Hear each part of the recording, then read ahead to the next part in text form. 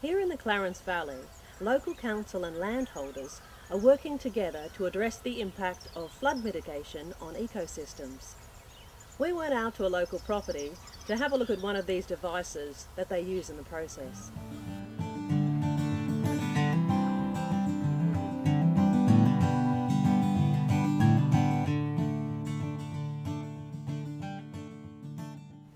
The Clarence Floodplain Project started in 1997 and I work as a project officer on that project.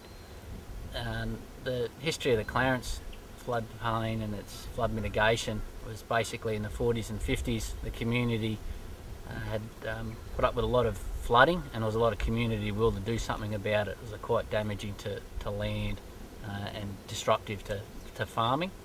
And so right through the 1960s, a large sort of public work program was undertaken and they built a lot of levees, drained wetlands and also floodgated some natural water courses.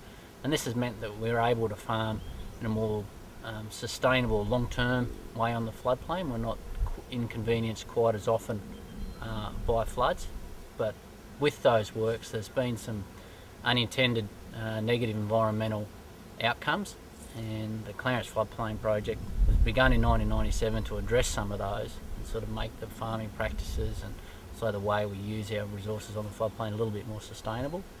The gate here on Greg and Bev's property was installed in 1997, where I negotiated with the current landholders basically to put an adjustable weir in their drain so they could control water levels within their wetland, and it's been really successful.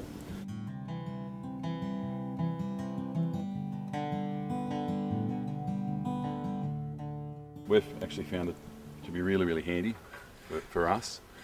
One of the best things about it is that we are the sole property owners on both sides of the flood drain, so basically what we want it done with the gate we can do. We don't have to ask anyone and get agreement. Some of the key successes of the project has revolved around just how many landholders we've engaged and sort of worked with. Probably worked on probably 75 different drainage systems across the floodplain now, where we've done remediation works and over 25 wetlands, which has been good. And along the way, trained probably up to around about 250 landholders to operate those structures for the benefit of the environment, basically. And systems like this are great, where you're getting an agricultural benefit and an environmental benefit for the community from the same activity. It's a real win-win. It's worked quite well.